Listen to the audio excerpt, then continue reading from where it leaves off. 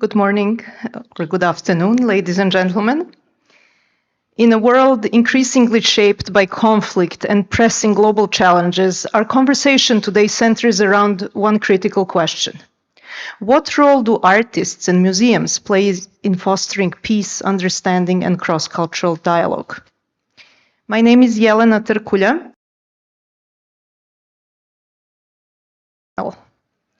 To my left is Buseina Al-Mufta, who is an internationally renowned Qatari visual artist. She earned a Bachelor of Arts from Virginia Commonwealth University School of the Arts in Qatar.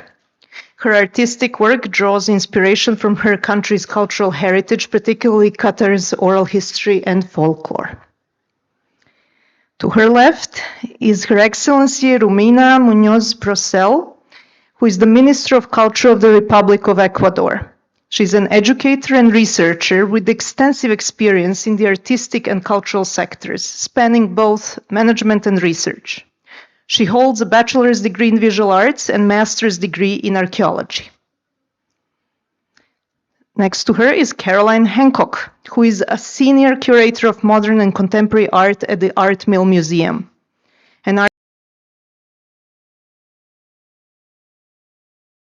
Manzar, Art and Architecture of Pakistan from 1940s to today, which is currently on view on the National Museum of Qatar until January 31st. So if you haven't seen it, please visit the National Museum. Dr. Alain Fouad Georges is the director of the Lusail Institute in Doha and the I.M. Pei Professor of Islamic Art and Architecture at the University of Oxford. In 2024, he was elected a Fellow of the British Academy. Welcome. So without further ado, I would like to start by talking a little bit about cross-cultural dialogue. And my first question is to you, Romina. How can art and culture be effectively used as tools for diplomacy to strengthen international relations and foster global collaboration? I think that is okay. Thank you. Well, we are very excited to show what Ecuador is working. We are working hard to build intercultural dialogues, eliminating barriers and integrate different nationalities.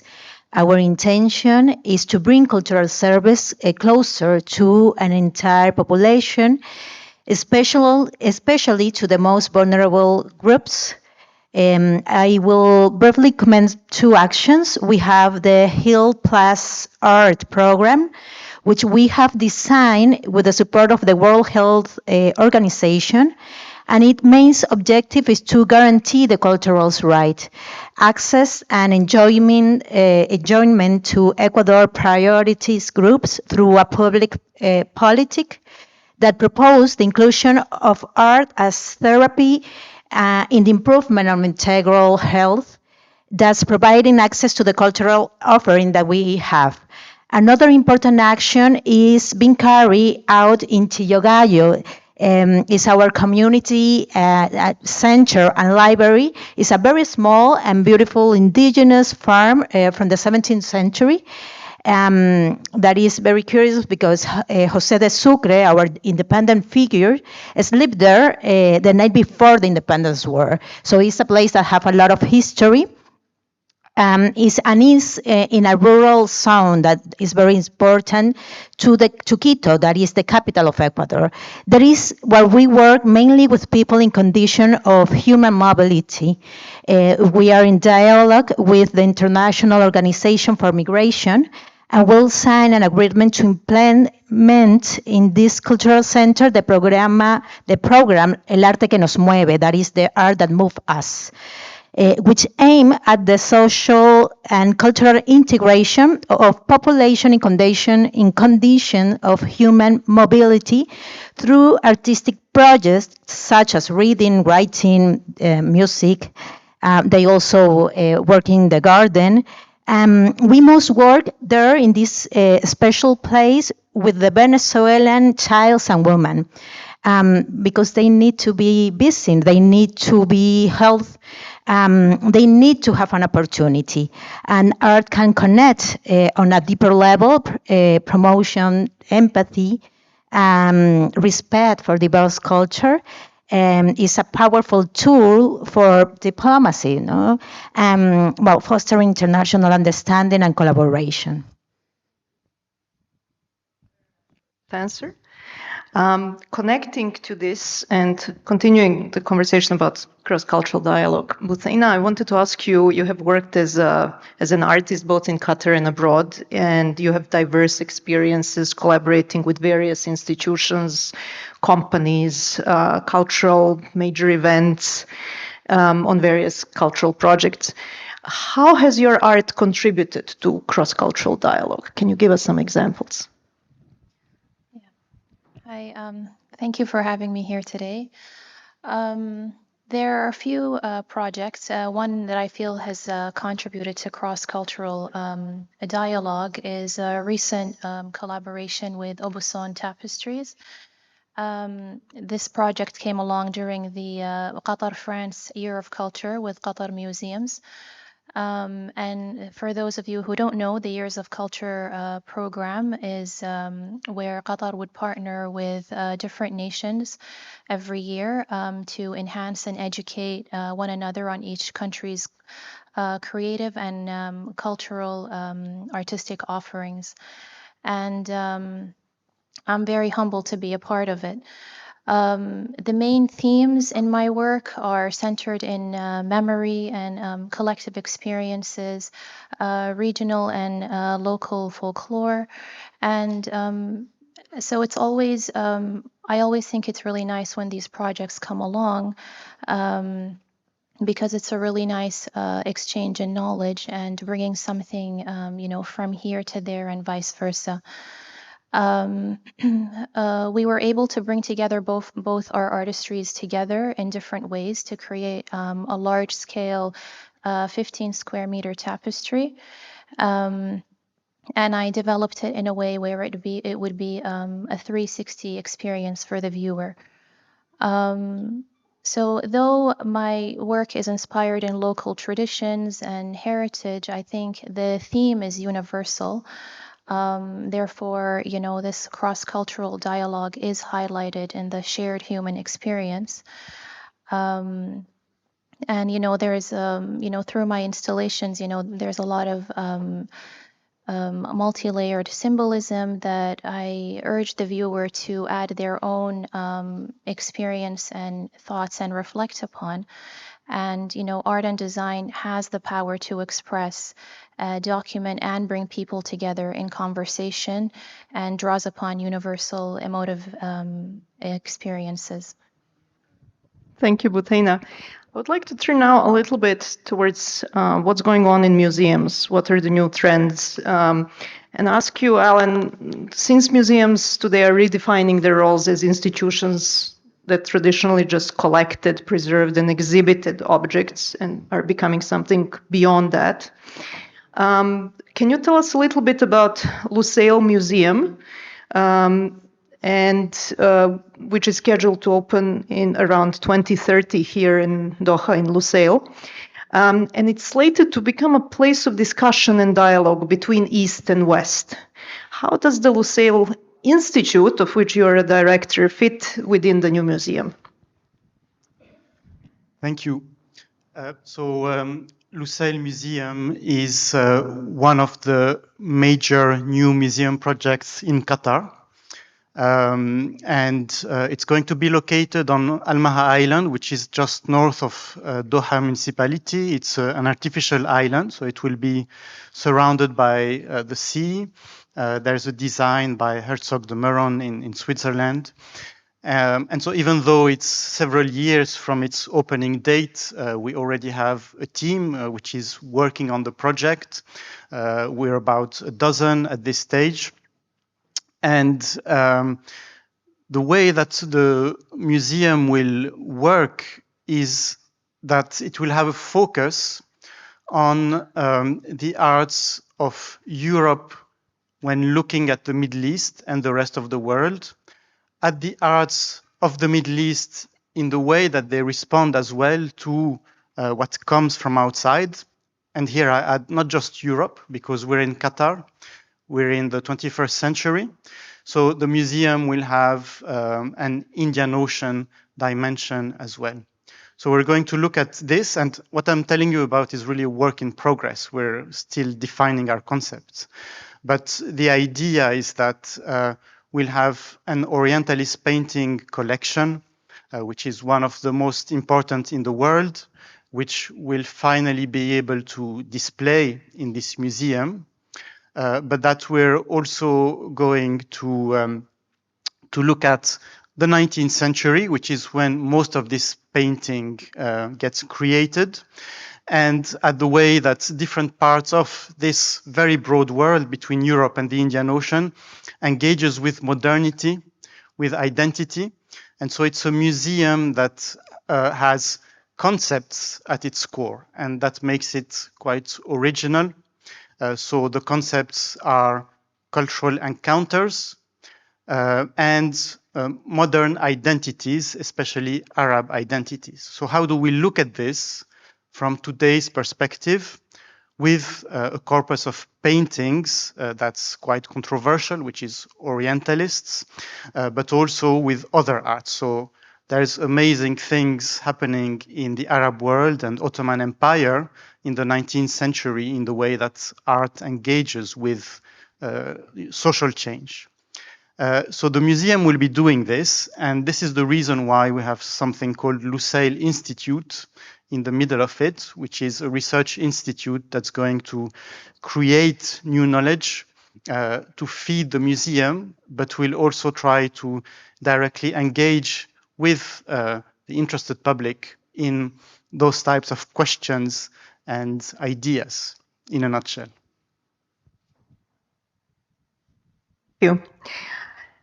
Caroline, connecting to what we've just heard about museums such as Lusail becoming more than just collections, I wanted to ask you, what is your opinion in this day and age when everything is available and more accessible online? Do we still need museums?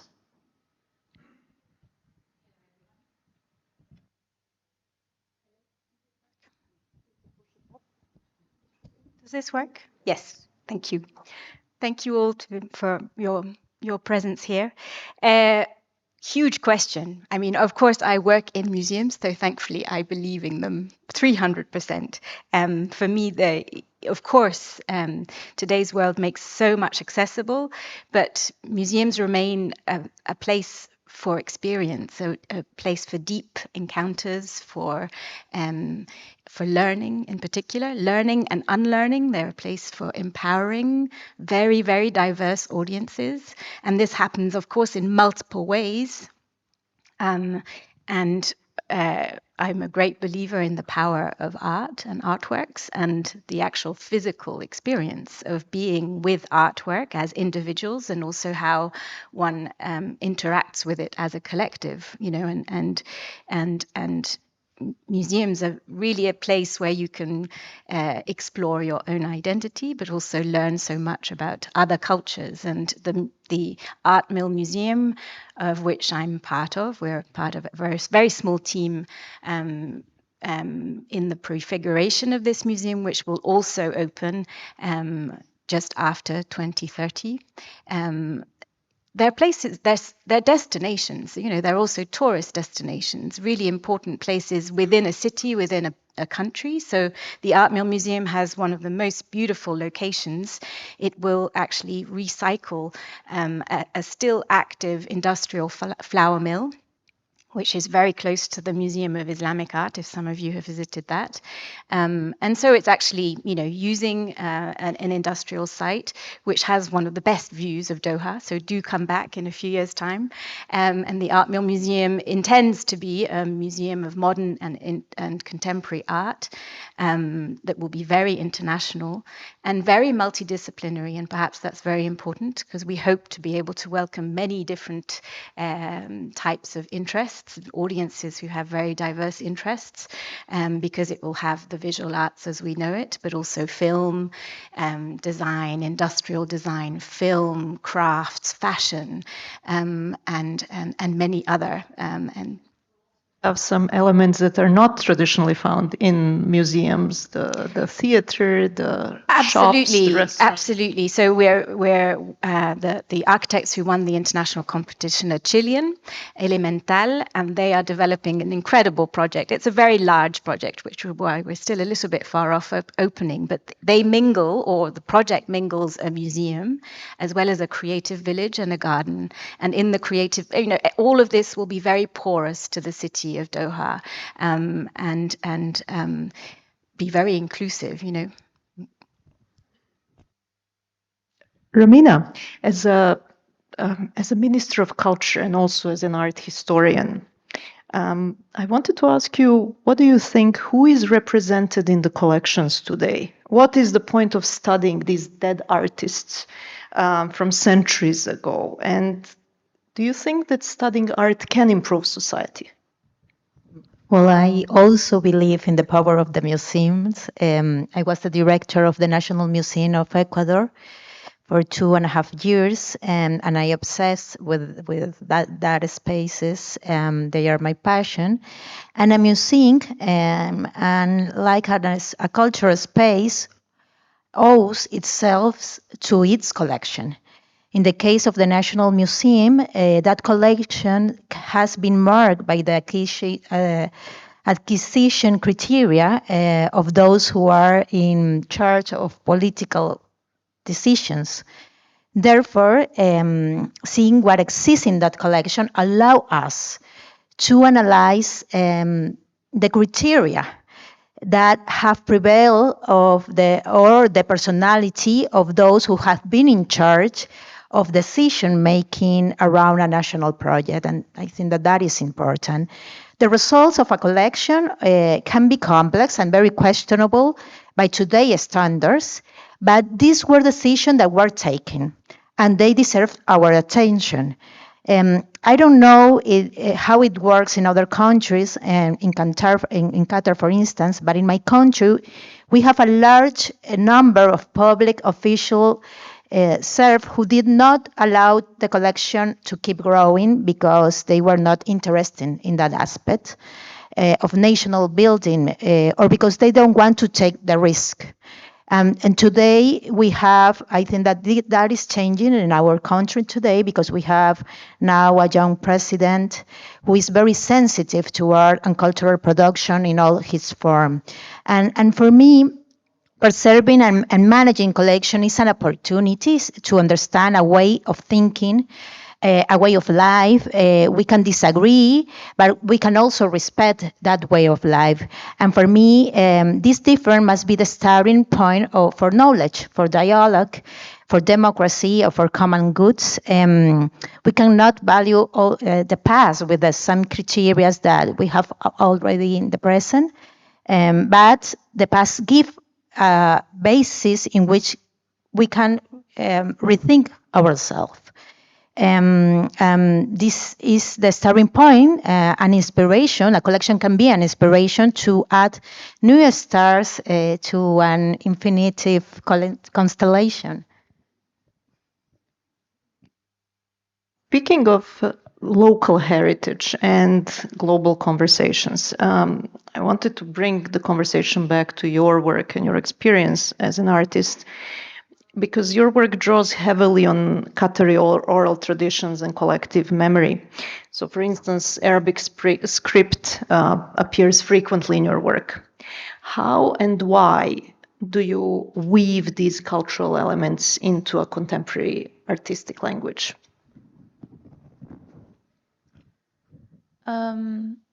Yes, the Arabic language and Arabic script is heavily embedded in my work, but sometimes it's not present in its literal form. I like to play with this concept of using like visual language or musical language, and inspiration from performance art. So the language in that to communicate more abstract and like deconstructed outcomes.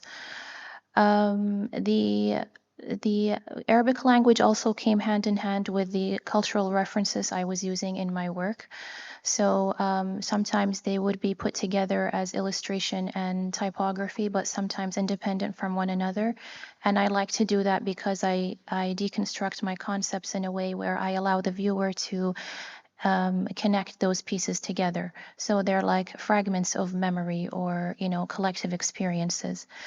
And because the Arabic script, I always say that it's not calligraphy, they're typographic writings, and it's inspired from this idea of writing down your thoughts into a journal. So it's very fluid, and because a lot of it is in ink, some is legible, some isn't, but the concept of archival is embedded in there. And though it's not linguistically based all the time, but physically moving through the space or deconstructing the different layers of the artwork would implicate notions of turning the pages of a book. And I talk about this idea of a book a lot in my work, how it takes different shapes and forms conceptually.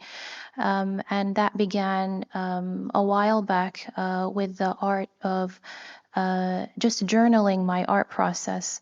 And that became an artwork in itself and developed into making a book from scratch, stitching the spine and designing it in a way where it would communicate a certain message, and creating artist books. And those then became part of the larger narratives in larger spaces and installations, translating bigger concepts on a larger scale where I allow the viewer to actually walk into the space and become part of that. And again, connecting to the question of global versus local, Qatar is becoming a global cultural hub. We can safely say and agree on that. One of the institutions that will play a role in Qatar's positioning is the Lusail Museum. How will it interact with other museums in the region? So again, the Lusail Museum is very important in the sense that it is emerging from here, from Qatar. It's very much, the vision of Sheikha Al Mayasa and her family for decades now, who have been preparing this future project. And it isn't like museums like the Louvre in Abu Dhabi or the future Guggenheim. It is really emerging from here.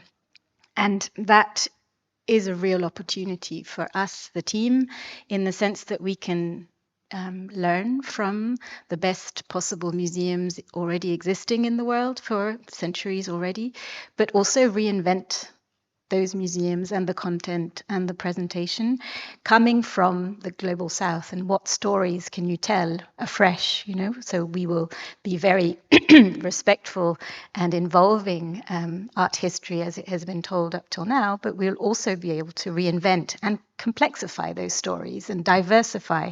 And so the director of concept of the Lusail Museum is Catherine Grenier, and she has developed many exhibitions over the years to do with multiple maternities or multiple narratives. And so we're, really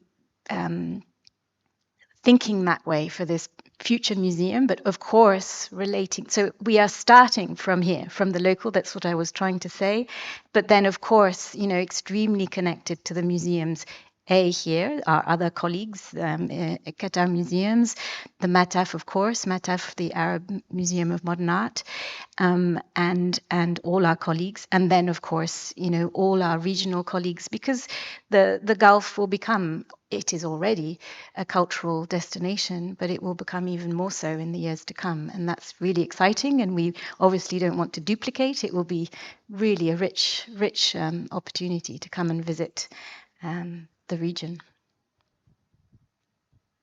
And speaking of curatorial approaches, modern curatorial approaches, Allah, how do you showcase cultures in a museum in the 21st century? How different is it showcasing them today versus in the 20th century or in the 19th century? How does dialogue come into play now?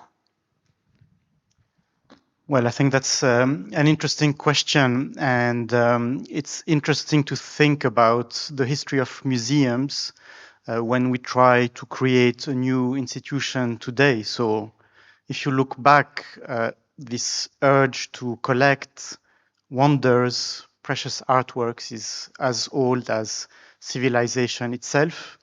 There's a real history of this in the Islamic world. We have literary works in Arabic about that. But then you have the modern era, in which you see the rise of the institution of the museum as we know it, which is a public-facing institution. And it starts as a kind of curiosity shop where you assemble a lot of strange and rare objects. So there's this connection with the medieval and the ancient past. And then gradually it becomes an institution that's connected or evolving with the rise of our modern societies, modern science, modern technology.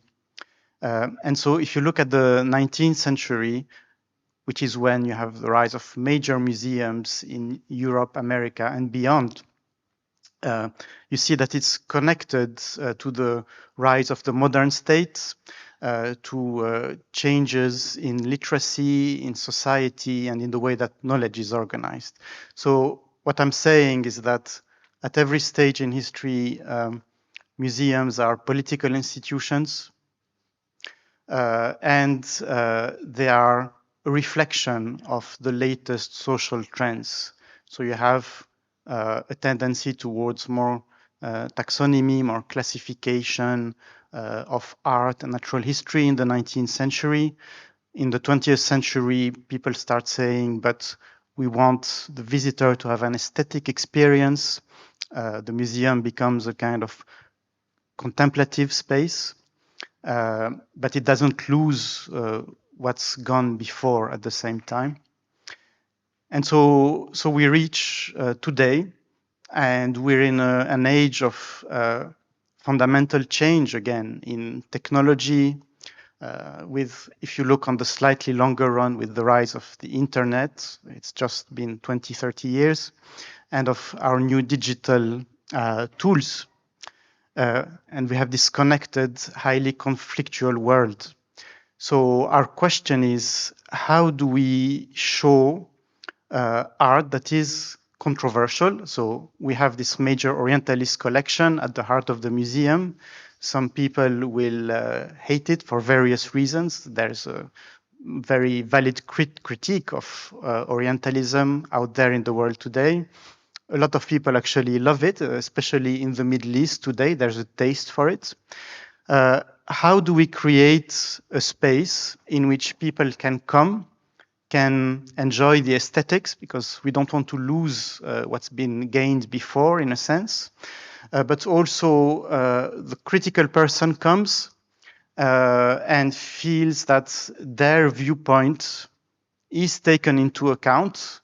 You can't really do this without being critical in today's world, exhibit this type of work, but also is encouraged to see another perspective, and comes out of the museum wanting to reflect more. So we're really thinking about the tools to encourage that, and also from the opposite point of view and all different viewpoints. How do we build a museum that gives you this type of impetus, and we hope that makes you come out a bit richer on that level? And can we use the latest technologies as well to help us do that? So that is the reflection we're engaging in for this museum. And it's interesting as well that it aligns with the position that Qatar has taken in the world today, which is of a small actor politically, in which a small forum in which conflicting actors end up engaging with each other, this mediation role. And there's a parallel with what we're doing at the museum level too. beautifully summarized this mission that Qatar has, and I would like to ask Caroline just to comment on that. For instance, with the Manzar exhibition, which is I understand the first survey of modern contemporary Pakistani art and architecture anywhere. What is the political significance of this? Where does dialogue come into play? How did you envision this exhibition? With whom did you collaborate? Why? What do you hope to achieve? So I'm just going to wave our wonderful catalogue and encourage you again to go to the National Museum that is very wonderfully hosting us for this moment, because we don't have an actual museum yet. And it's been an incredible adventure. We've been able to travel to Pakistan a number of times already as a team and to collaborate very, very closely with our colleagues there. So it wasn't, we really wanted to engage as much as possible with the art and architecture, this is very important, and culture and histories in Pakistan. We collaborated with a co-curator, Zarmine Shah, who is an independent curator and the head of graduate studies at the Indus Valley School of Art and Architecture in Karachi, which was fundamentally important. So our third co-curator is Aurélien Lemonnier, who's the Art Mill Museum curator of art and architecture. The exhibition designer is from Lahore, Raza Ali Dada, who is from a famous practice. His father, Nayar Ali Dada, is a very famous architect in Pakistan, and some of his buildings, which have won Aga Khan Awards, are presented in the exhibition. And he's done an incredible job in Jean Nouvel's designed by an excellent graphic designer in Karachi, Kiran Ahmed, and so forth. We also the exhibition has also created new knowledge. We've interviewed a lot of the key senior figures of the cultural scene in Pakistan, and those interviews are interspersed in the exhibition in order to tell personal stories of the art and culture in Pakistan. And as you say, it's actually never been done before.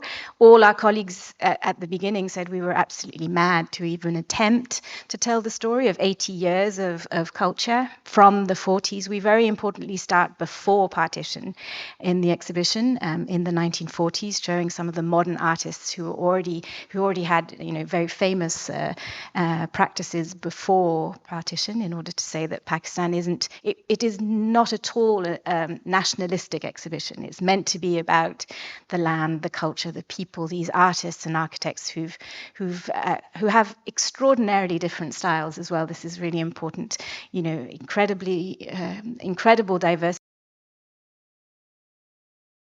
but also from the extraordinary diasporas of Pakistan, which are obviously in the United Kingdom, but also in the US, in Australia, Spain, Berlin, and so on and so on. And so that richness comes through in over 200 artworks and documentation and films and incredible architecture. So this is a sort of very much a research-based exhibition that is connecting with the scenes there very deeply, and it's just the beginning of the story. So this exhibition has enabled us to make certain acquisitions for the Art Mill Museum collection, and so some of the works in the exhibition will re-emerge in the future museum or in completely different, much more international contexts, and that will enable us to continue the journey in new, interesting ways. And so, in terms of sort of the politics of putting on such an exhibition, it is important for us in the preparation of this future museum to get to know our audiences here, who are our primary audiences here in Qatar. And in fact, there are 300,000 inhabitants in Qatar who are from Pakistan, and even more from South Asia, of course. And so they are part of our, community. And it's been really important to get to know them so that when they enter this future museum, feel like they are ready now. So audience engagement is absolutely up there on the list of priorities of your museum. Yes, and we're so delighted to have many schools every morning actually visiting this exhibition, and the sense of pride that they're expressing is very special. Yeah, lovely. Buthina, you also collaborated with museums. And museums often curate narratives through collections and exhibitions. How has working with museums, such as, for instance, with Madhaf here, influenced your perspective on art's role in promoting dialogue and diversity? Uh, um, my project with Metaf actually started in 2018. I was invited to develop a concept and work very closely with the curators at the time and bring this exhibition to life in the project space at Metaf Museum of Modern Art here in Qatar. It was, again, a very nice exchange in knowledge between artist and curator. The curator learned something about my work, and I learned from the curators as well, working on my first immersive installation. The title of the exhibitions was Echoes, and it was an installation that focused on a cultural game. That was the focus and the primary element in the space. And it looked at human interaction and how it changed over time as we advance in this rapidly growing technological world. And this installation, the Arabic script was heavily embedded in it, and it was in a space where there was a mirror on the side, and people would actually be able to walk into the space and see themselves within the space and the entire installation reflected in this mirror. So they would literally be stepping into this experience and adding to it by, creating like a footprint and onto the canvas that was laid on the floor. This installation was then taken with Qatar Museums and a Mathaf to Palais de Tokyo in Paris in early 2020. So it traveled there to a bigger group exhibition titled Our World is Burning. And bringing this work to Palais, I think, underscores how my practice not only explores these themes of memory and nostalgia, but contributed to fostering cross-cultural diversity through my input and my participation with international museums, and bringing a layer of Qatar's culture to an international arena. And this was the same with the Aubusson tapestry that I spoke about before.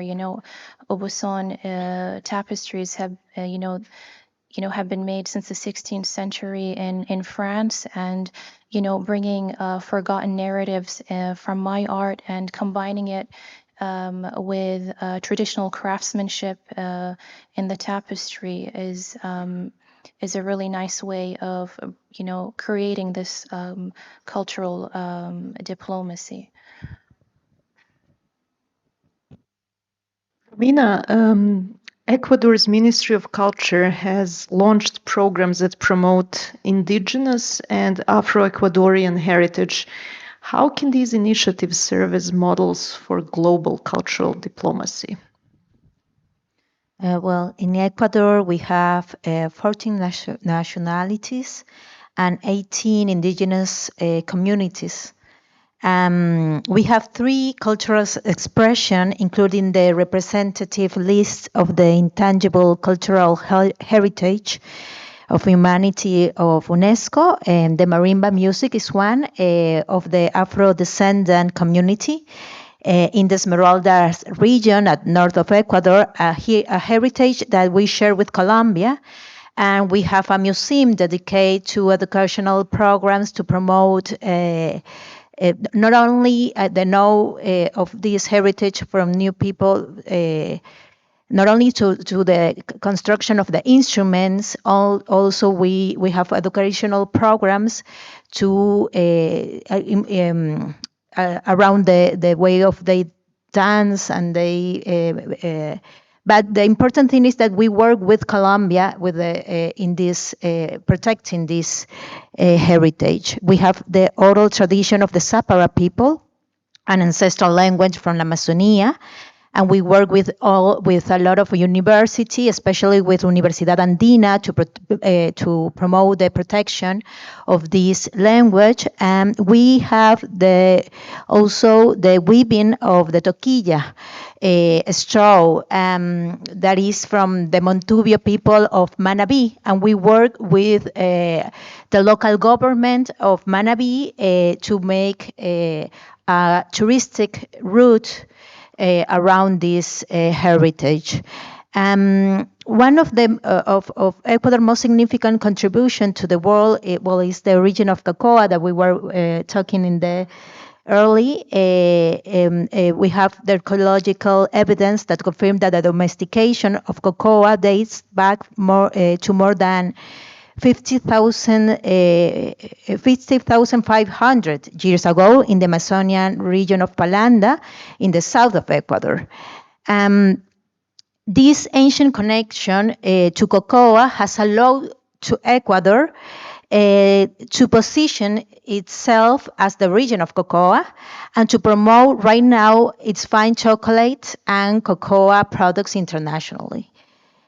So this is important because not only is a matter of cultural pride that you were talking about, but it's also important because we can make conscience and to other people to have some exchange with their past to make sustainable development of his history, you know.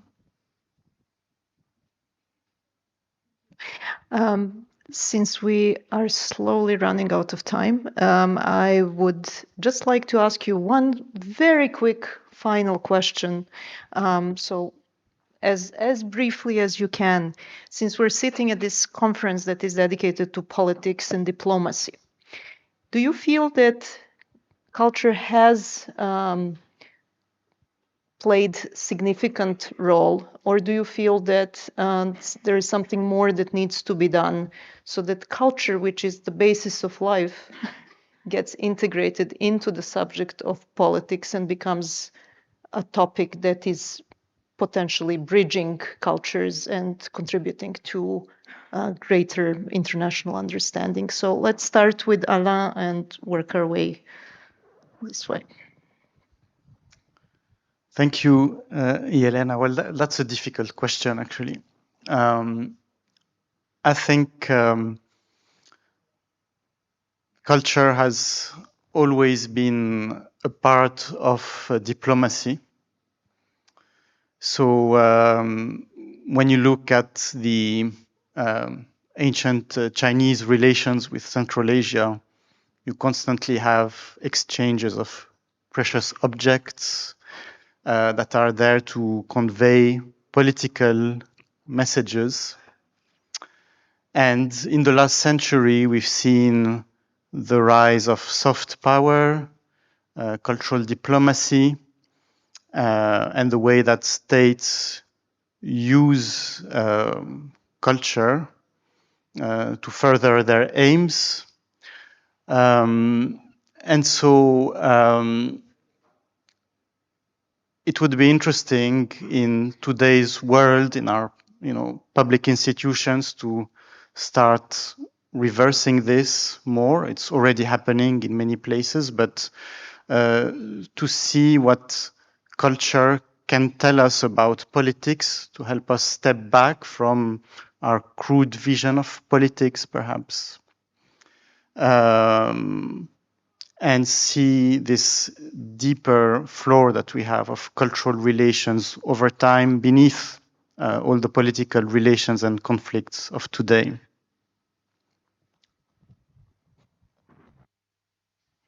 I guess I can speak about the example of Manzara because it probably was encouraged from top level right from the beginning, and we've had incredible support to make this exhibition happen. It was incredibly complex in terms of getting loans from private collections and public collections in Pakistan.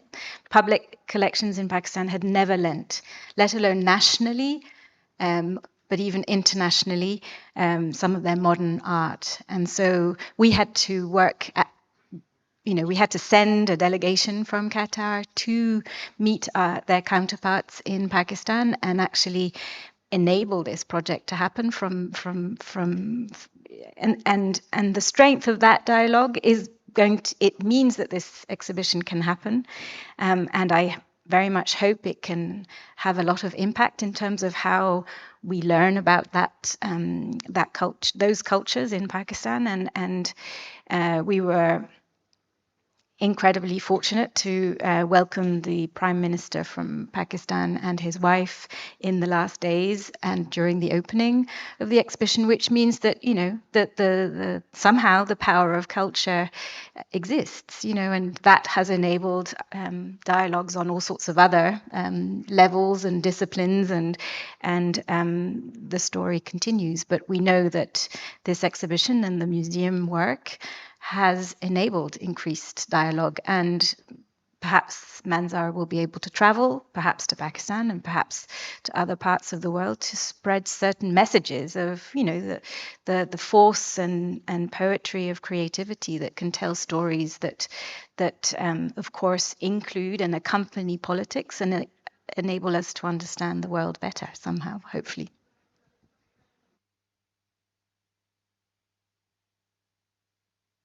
Because you have perspective from both sides, from the cultural arena and also from the political one. So where do they meet? Is this a balanced relationship, or can something be improved? No, well, it's a way, an experimental way to talk about what we have in common and what we have in difference. So that is why it's important, because you can talk about that in a way that you can figure out. I think that open a way to a more experimental form to be in touch. So I think that in art is very important. We have to it's a very important form to talk to another in a way that you can even imagine, because it have this experimental sense that can move your body or your thoughts in another way that you can improve with that. Finally, Buthena, as an artist, do you feel you have the power to change things? Do you see other artists making a dent, at least, in politics? Yeah, definitely. I think I want to add on to what Caroline said earlier. I think the Years of Culture program is actually proof of that, in allowing others to understand, other people's cultures and being open to learning about that. I see a lot of artists, political artists and political cartoonists who have actually had an impact in that sense, in the art world, and it's a different form of expression. For people that are visual or are taking in information in different ways, I think it's really important for artists to play their role there in spreading the message or engaging with the audience and with the global community. Much for your time and attention, and thank you to my panelists for this wonderful conversation.